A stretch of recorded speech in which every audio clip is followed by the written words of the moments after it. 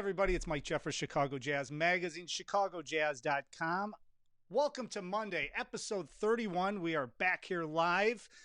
Hopefully everybody had a good weekend. It is freezing cold here in Chicago, so of course that is not fun. So at some point, hopefully we will be enjoying spring or summer, but of course staying away, social distancing, using hand sanitizer, and walking 6 feet apart from each other. But either way, I still would appreciate it if it was warm. So welcome to Chicago Music Revealed. Of course, I'm the founder of Chicago Jazz Magazine, chicagojazz.com, and the director of programming and entertainment at the Epiphany Center for the Arts.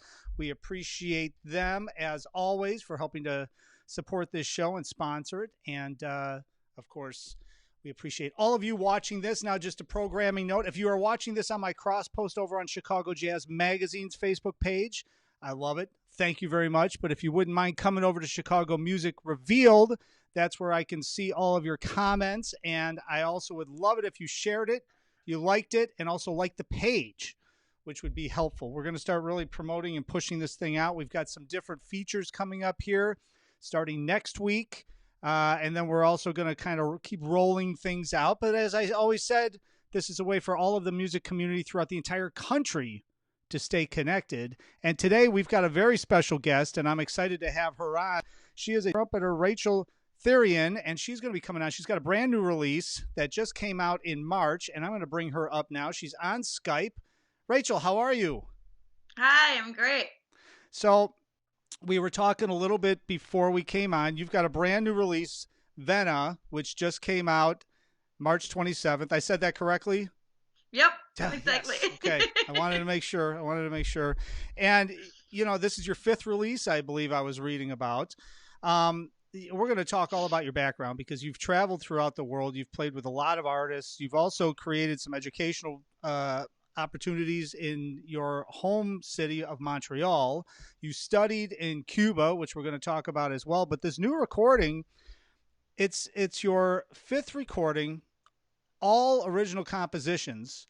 And from reading about it, I mean, I listened to the compositions, and the compositional quality is, you know, obviously very high, very incredible, and it's interesting. And sometimes you don't get that with original compositions. So it's a great listen. So I encourage everyone to head over to racheltherrien.com to check everything out and purchase this recording. But let's talk a little bit about how this recording came about, how you put it together. And did I read correctly? Did you record this in Paris? Yeah, you read correctly. How it happened, actually, my plan for 2019 was to write new music for the album I want to do that is recorded in New York, a Latin jazz album. But I was on tour in the fall of 2018 with my European quartet. Well, the musician I've been using to tour over there because it's cheaper to actually by yourself. And we did a showcase, and that's where I met a production company called Coteco Production. And they were like, we love the band. It's great that it's actually a parody. It's two women and two men, and you guys sound great together. But they were like, well, you don't have an album. So they connected me with a record label in France called Bandai Music. Mm-hmm.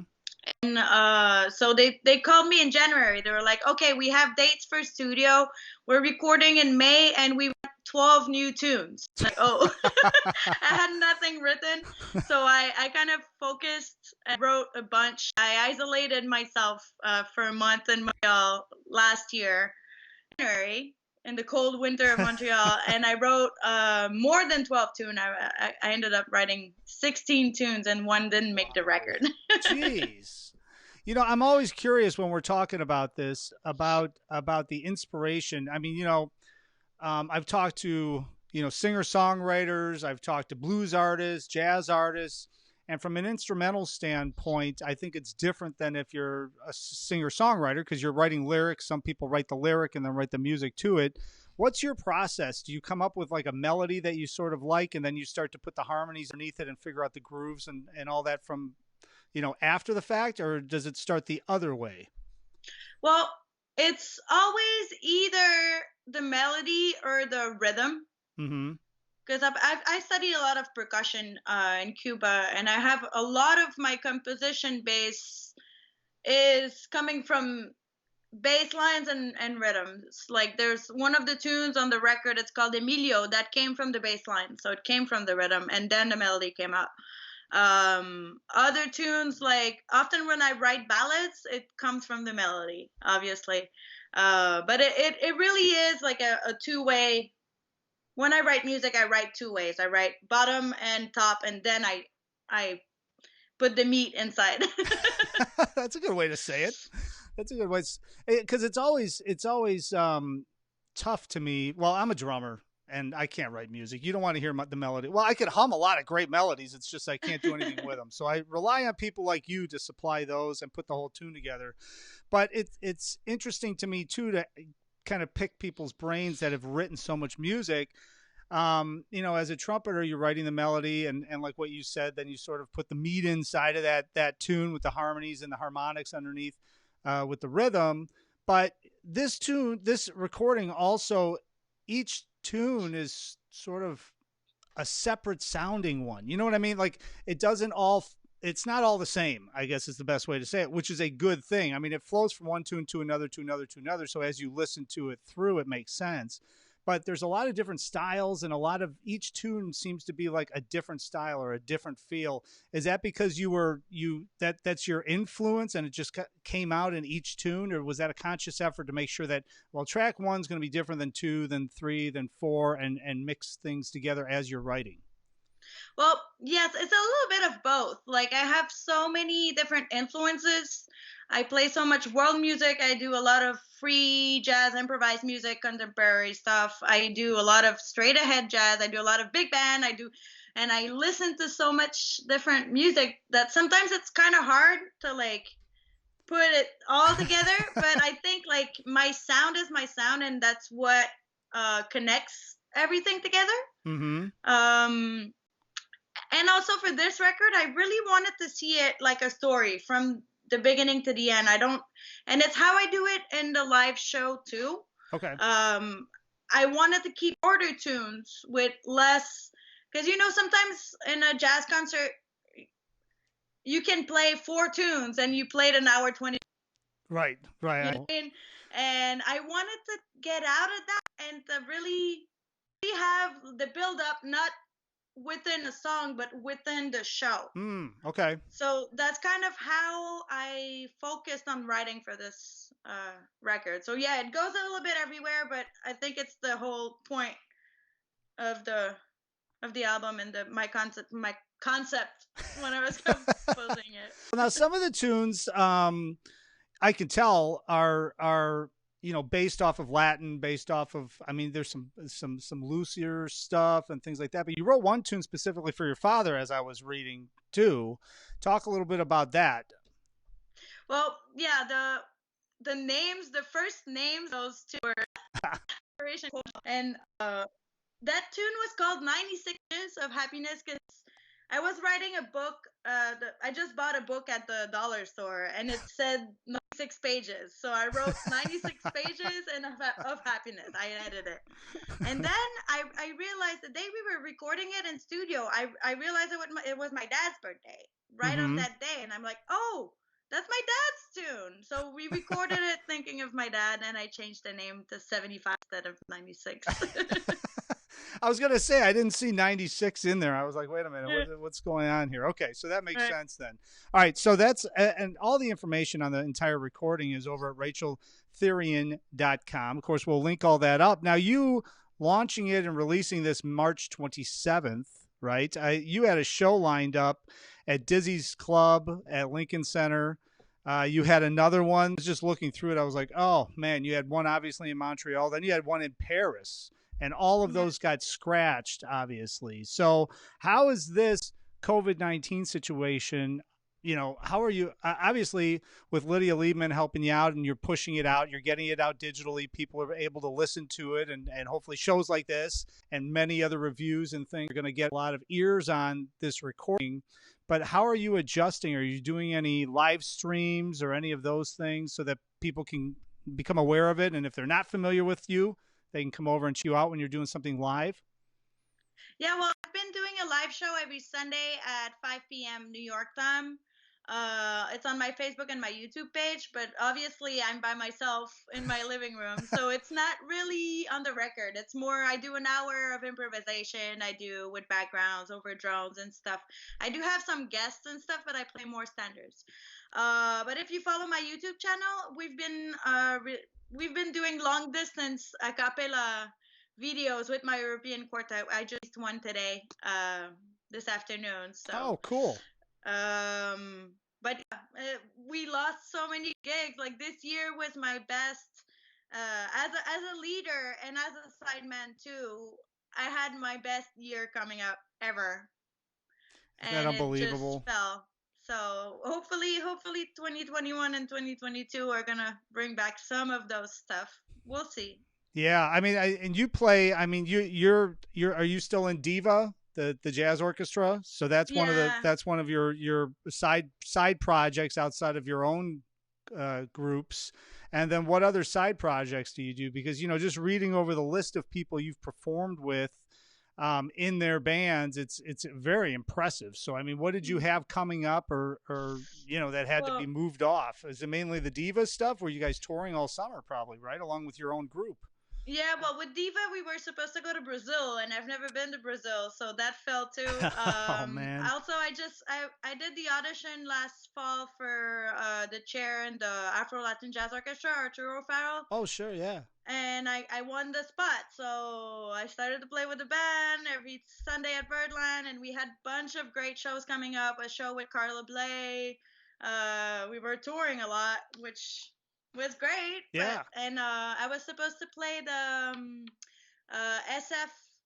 SF Jazz with Darcy James Argue Mm-hmm. and a lot of great big band stuff actually, and all came out. Oh, But I'm sure it's gonna come back. It's well, just hard right now for all of us. it is. It is. I mean, and you living in New York, I mean, every time I talk to people that are living in New York that are musicians, it's just like they're trying to figure out what to do because every place is closed. So they're trying to figure out teaching online and doing Zoom lessons, but then also figuring out how to keep their performance and how to push their own music out there, doing live streams, doing, you know, anything they possibly can, putting together like what you did, connecting with the other musicians in your band and recording separately and then putting the whole thing together, which I think is really cool. And I think a lot of people are starting to get used to watching those videos and all that. But with a brand new recording and all the shows coming up, I can only imagine. I know it's one of those things that nobody saw where this was coming, but it came out of nowhere and just stopped everybody right in our tracks. Totally, Oh, totally. Yeah, and New York is hard because like rent is very, very expensive. So, and yeah, nobody. I remember my last show was March 15, and we still didn't know. I still didn't know what to do. It was still very fresh, and nobody knew. I had yeah. a call from my bass player and from my piano player in Europe because in Europe they close earlier, and they were like, "Can you verify Dizzy's if they're gonna cancel the show? Because if not, we're not gonna fly." Right. And I was like, "Oh," I wrote to Dizzy's, and they were like, "Oh, for now we're not canceling anything." I'm like, "Okay." Oh And man. then Trump stopped all the flights from Europe, so they were stuck over there. And then I got the email from Dizzy's, so I'm so glad they didn't come because they would have been They stuck would have in been New stuck York. here. I know. Yeah. I was talking to a blues bass player who's 80, Bob Stroger, and he Mm. was stuck in Switzerland because the minute he got done touring, and all of a sudden he was stopped in Switzerland for like 2 days, and that's when the whole thing went down, and he couldn't get back. So he's stuck. Yeah. He's still in Switzerland. He's stuck in Switzerland. Yeah, I have friends that were on tour over there, and they had to pay like three grand to buy a last minute plane Oh ticket to come back. man, oh man, gee, that sort of cuts into your margin a little Yeah, a bit. little bit. So let's talk about your background. Let's talk about your background because, so did you grow up in Montreal? I'm originally from a small city called Rimouski, which is east of Quebec, but we moved to Montreal when I was 12. And Okay. that's when I started playing music for the first time. So And it's really in Montreal. you picked up trumpet right off the bat, and you started on trumpet and worked through high school and all that. What was that moment when you wanted to take it to the next level? Did you just know in high school you're like, well, I'm going to keep doing this because this is exactly what I want to do with the rest of my life? Well, I always love challenged, and it's weird because like we moved to Montreal a little bit late in the year, so I didn't choose a trumpet. It's the only instrument that was left when I came in. So I was like, okay. But I always loved challenge, and I had facility with the trumpet at first. Like Mm-hmm. it buzzed, which is a good thing. But I did some drum corps Mm-hmm. very early, and that's the first time I actually met trumpet players that were older and living of playing trumpet. So that's when I knew I wanted to do that. Oh, When I had my first example, I guess. were you just getting right into jazz right off the bat? I mean, for trumpet, it was more concert band, more things like that. What was it? My high school band director was a fan of prog rock music. Whoa! And it was all like after school music. We had a 90-piece orchestra, and he paid from his own pocket to make arrangement of King Crimson and Jet Rotal Really? and the Police. And my first trumpet solo ever was Roxanne from the Police, and he put the whole harmony, the whole 90 kids on risers. It was a wall of kids playing, and me in front of it playing Roxanne. So I guess. And then I went to study here in Quebec. There's like a pre-university. Like we have one less year high school and one like whatever. It's like in between high school and university. Okay. It's called Cégep. So I went in music and that, and I went in a pop music program. Oh wow, they had one. They had a pop music program. Yeah, it was like a pop music technique program thing, and I was the lead trumpet player, which was bad in a way because there weren't any big band, but it was great because everybody that wanted horns, they would call me. So I played like bunch of like different stuff. That's when I started working, and I was working a lot in Montreal with world music bands. So I started to play with a Gnawa music ensemble and a West African music ensemble, and with a drummer from Ivory Coast called Namori, which is like it's still today the most complicated music I've ever played. Wow. And that's when I started improvising with those bands. So I started improvising with African music for jazz. But I love improvising, and I wanted to know more, so that's when I went to university in jazz performance, and I started kind of late. Yeah, well, I mean, I started late too, but I think that if you're hungry and it's something that you totally want, you can make up the time pretty quick because you're spending so much time working on stuff and learning, and you just indulge. So you were probably practicing at that point when you got into college and all that. You're probably practicing 6, 7, 8 hours a day, and plus listening, right? I mean, that's the only way to do that and really submerge yourself in the music, right? Exactly. Yeah. So you got out of college, you started playing professionally, or you started getting gigs and stuff, but I want to hear about how did you end up going to Cuba to study? Well, my second year of university, I had the opportunity to play with Geraldo Piloto. Maybe you know him. He's like one of the greatest Cuban drummer. He used to play with Irakere. And he came to play with the big band, the big university big band. And he brought his rhythm section and one trumpet player. And I was talking to the trumpet player that spoke a little bit of English. And he was like, I was telling him about my issues because I had some bad luck with some teachers and stuff that weren't believing that I could have a career in music. And he was like, what are you talking about? You're great. So he kind of convinced me to go study in Havana because he was like, the teachers are great, and the teachers that are teaching there, they're not doing it for money. They're doing it because they love teaching. So if you want a good teacher, go to Cuba. I'm like, okay, cool. Wow. I'll go to Cuba. And so I stopped my university. I went there for a year, and I came back. I tried to get credits for the studying I did there, and they didn't accept it. But I did study there. And I did classical trumpet and Latin percussion, Cuban music history, and I learned a language, which is awesome. So yeah. useful. So when you're in Cuba, I mean, I have to imagine that when you came back to your other college, your playing ability had to be like through the roof compared to what it was when you left, right? I mean, completely.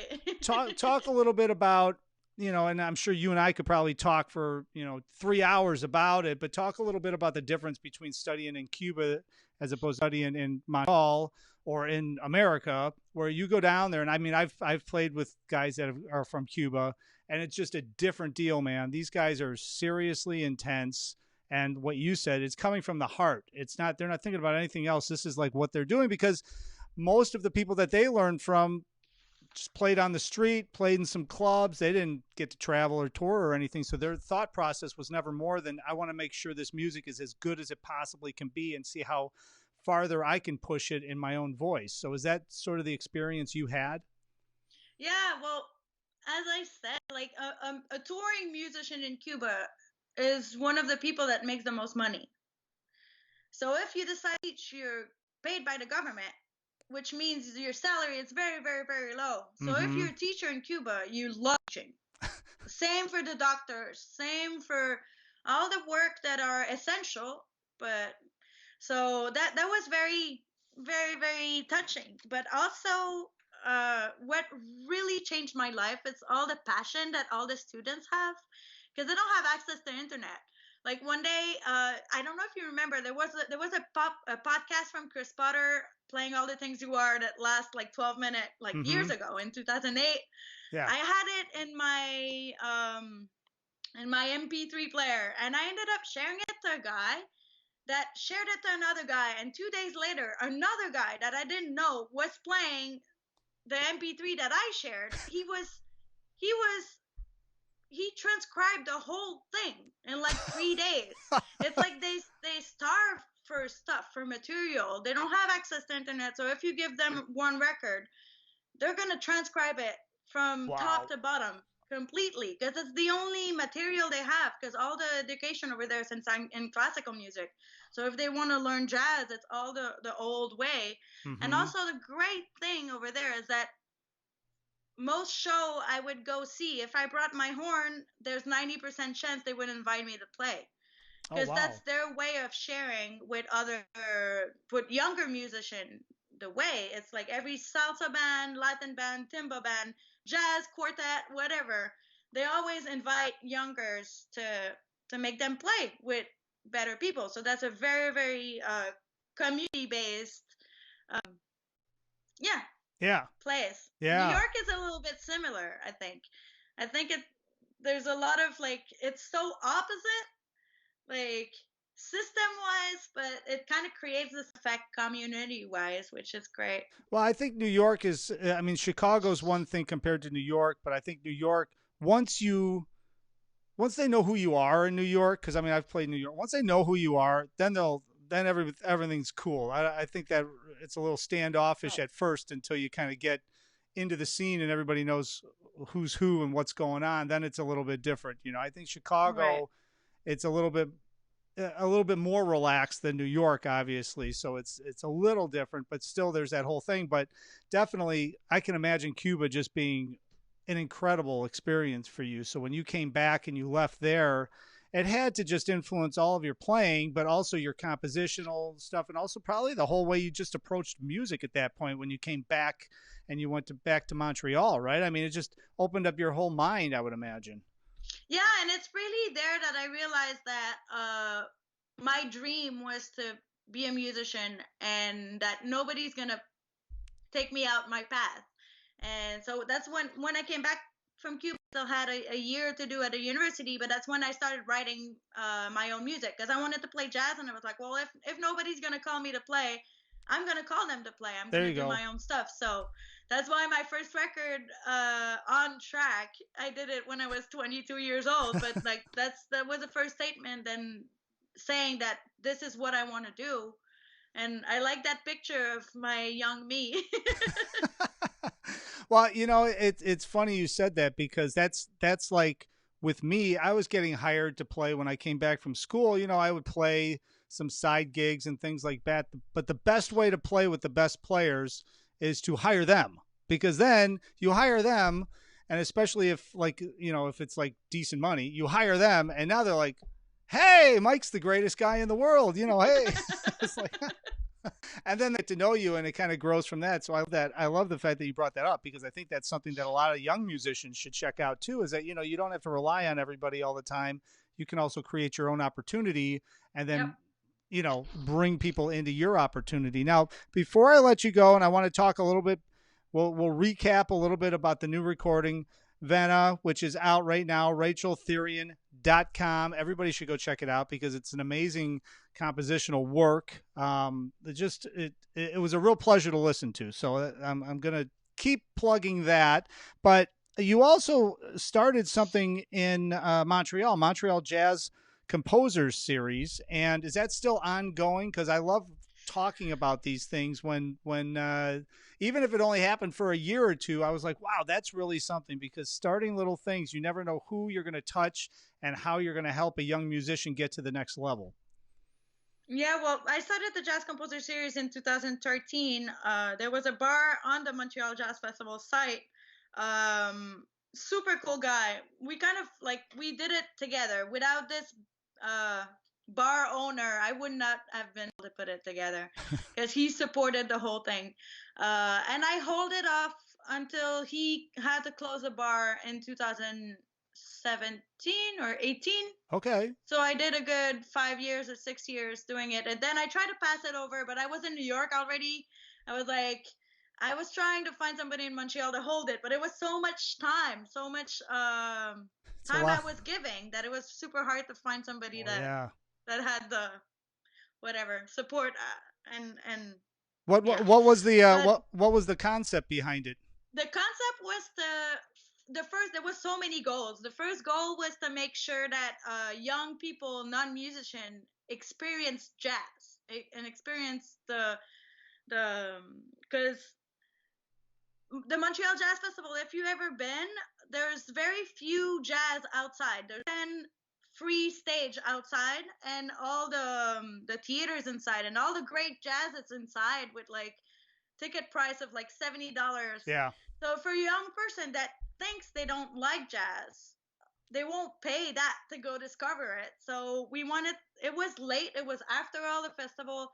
And the concept is that we put five musician composers that never played together before from different cities. So from Montreal, from New York, from Chicago, we haven't even had a guy from Richmond, from Toronto, from Quebec City. And everybody brought 2 tunes, so 10 tunes. And they had 3 hours to rehearse the whole music the same day. The same day. The show. The same day. So for sure there were some mistakes in the tunes and stuff, but that the audience was aware of that. I was the MC and I was explaining people, they rehearsed, they met each other this morning and they rehearsed for 3 hours. So this is jazz, because jazz allows you to improvise over mistakes. If there's a mistake, we're all alert and we're creating music together on the spot. So there was so many people cheering. We kept it free, and I think I made more. We made more money with donations than what we would have done charging a cover charge. Because if we charged $10 at the door, a lot of people would have asked, "Oh, what is it? Oh, it's jazz. Okay, I'm gonna leave." Yeah, right? Exactly. So they just came in. We let people talk too. Oh, really? Yeah. Oh. Because that's the spirit. I think it was so amazing when the music was happening. Yeah. There was a huge silence in the room. See, I'm a big believer, and that's the thing about the free festivals and the programming of those free festivals, to your point, is so key, because you have to make it so that the casual music fan is going to be able to understand what's happening and enjoy it. It can't be so technical and so out there that the casual music fan is going to be like, what is this? I don't like that. I'm never going to go to a jazz club. Forget it. This is crazy stuff, And the most funny thing is sometimes the most improvised and free jazz piece were the favorite of all the youngsters. And they would come to see me in the intermission or after the show, and they were like, a lot of people came saying, I thought I didn't like jazz, and you made me change my mind. And I'm like, great, that's why I'm doing that. That's it. So well, and I mean, I'm a big believer. I'm sure you believe the same way, that if the music is good and people they don't know it's called jazz, and you just start playing it, people are going to dig it. They're going to be like, oh man, this is incredible. What is this? And as long as you don't tell them it's jazz, everything's fine. Then you suck them in, And then they like jazz. And then I can remember having conversations with people. Well, I don't like jazz, at some of these festivals. I said, oh, okay. I said, do you like Frank Sinatra? Yeah. I said, well, I got news for you. I hate to tell you, but you like jazz. Oh, no. Oh. So they don't have a clue. But I always love hearing about artists that start something to give back to the community, because I know how much time and energy that takes. So I understand why you couldn't find anybody else to do it when you were leaving. But I'm glad you did that for a while. And who knows, maybe you'll start it back up at some point in the near future and figure out a good way to do it and keep that going at some point. But congratulations on that. And of course, congratulations on the new recording, Vena. It is available at racheltherrien.com. And I'm glad you mentioned the Sunday. So every Sunday, Eastern Standard Time, they can log onto your Facebook page and YouTube page, and you'll be performing live. I'm sure they can leave you a message, hit you with a comment, like you, ask you a question, right? All that good stuff.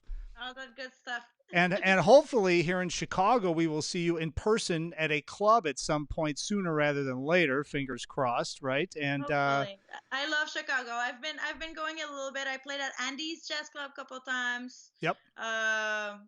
I haven't been in a while though. I used to go a lot because my grandmother was in Chicago. Oh, okay. And she passed, so I kind of went out, but I can't wait to come back. Well, we'll welcome you back as soon as we can welcome anybody back. So, let's keep our fingers crossed. But Rachel, thanks for jumping on today. Wonderful album. I encourage everyone to head over to racheltherrien.com to check it out. And like I said, next time you have something happening, keep me posted, because we'd love to have you back on the show. This has been fun. And stay safe, stay healthy, and hopefully we'll have a good spring here. Thank you. All right. Care. Take care. Bye.